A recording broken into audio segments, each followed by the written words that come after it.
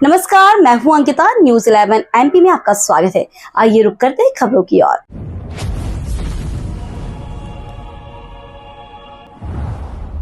जहां पर उन्होंने पत्रकारों से चर्चा करते हुए बताया कि जब देश में नफरत परोसी जा रही हो, एक वर्ग विशेष को यह बताने का प्रयास किया जा रहा है कि मुल्क की आज़ादी के लिए उन्होंने कुछ नहीं किया, मुसलमानों की उपेक्षा की जा रही हो, मुस्लिम धर्म गुरुओं के नाम खत्म में किए गए, इतिहास को बचाने के लिए आज़ादी के पर्व पर हम कार्यक्रम करेंगे। हर नाम पर तकलीफ है, इन्हें सुनियोजित हमला होता है सरकार का। इतिहास में छेड़छाड़ करना ठीक नहीं। इतने नाम में छेड़छाड़ की गई थी, घंटे गुजर जाएंगे मुसलमानों से जुड़े हुए नाम लेते लेते। आज़ादी के पर्व पर 7 दिनों तक हमें कार्यक्रम करेंगे, जिसमें मुस्लिम धर्म गुरुओं की जानकारी और आज़ादी में शहादत देने वाले मुस्लिम वर्ग के वीरों की जानकारी दी जाएगी। 15 अगस्त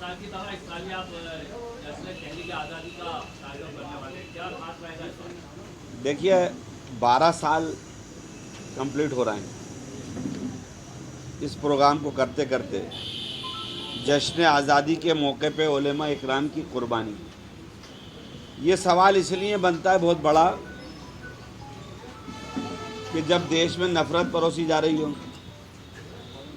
एक वर्ग विशेष को इस देश में ये बताने का प्रयास अपने भाइयों के सामने ये करा जा रहा हो कि इनकी हिस्सेदारी देश की आज़ादी में नहीं है। ऐसे वक्त में उस इतिहास को ज़िंदा करना ज़रूरी है जिसमें मुस्लिम धर्म गुरुओं ने इस मुल्क के आज़ादी के लिए कुर्बानियाँ दी।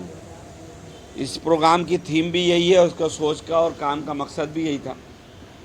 दूसरा था कि जिस तरह से हिस्ट्री में धर्म गुरुओं के नाम ख़त्म किए गए और एक झूठी हिस्ट्री पेश करने का प्रोपेगेंडा देश में चल रहा हो, तो ऐसे वक्त में देश में बच्चों को ये बताना पड़ेगा कि इस देश के असल लड़ने वाले हम भी हैं, इस देश से मोहब्बत करने वाले भी हैं और इन्होंने ही इस देश को मिलजुल कर आज़ादी की तरफ लेकर मुकम्मल करा था।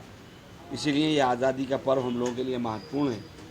ये सब बताने के लिए चौराहों पर 7 दिन तक प्रत्येक चौराहे पर हम बच्चों को आमंत्रित करते हैं, उनको प्राइज़ भी देते हैं।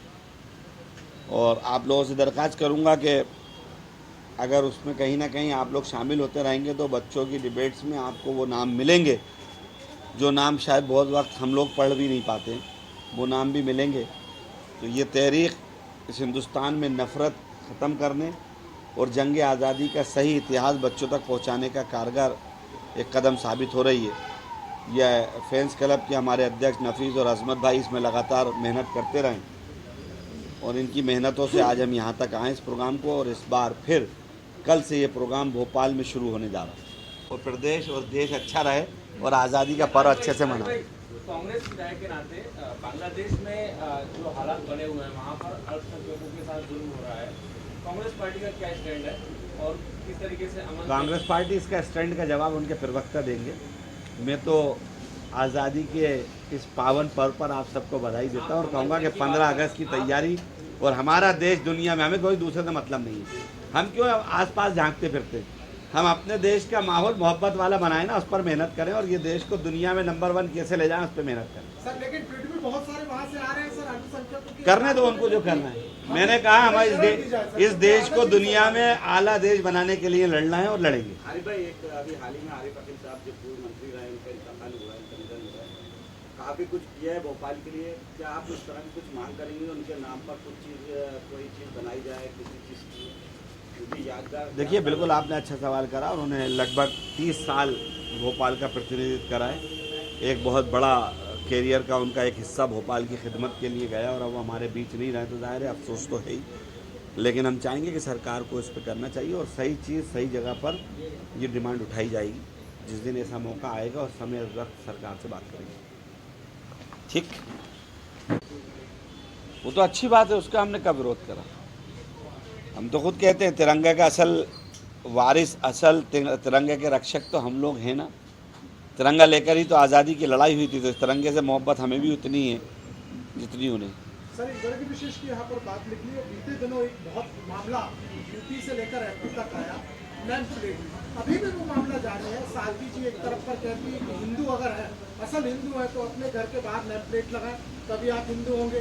रामेश्वर शर्मा जी के अलग बयान है, बीजेपी इस बात पर साफ तौर पर कह रही है कि उनका अधिकार है, आरएसएस कह रही है कोर्ट ने अपना फैसला दिया, हिंदू अपना जाने। देखिए, आज़ादी की लड़ाई से सारी चीज़ों का जवाब मिल जाता है। जब हम अंग्रेज़ों से लड़ रहे थे तो उस वक्त हमारी बड़ी साफ थीम थी कि इस देश को आज़ाद कराना और हर वर्ग को इंसाफ दिलाना है।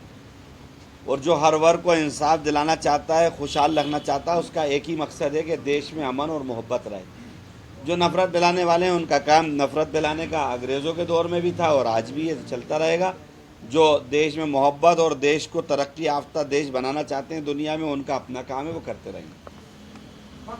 फिलहाल न्यूज 11 MP में इतना ही। और भी खबरें देखने के लिए हमारे चैनल को लाइक और सब्सक्राइब जरूर करें। धन्यवाद।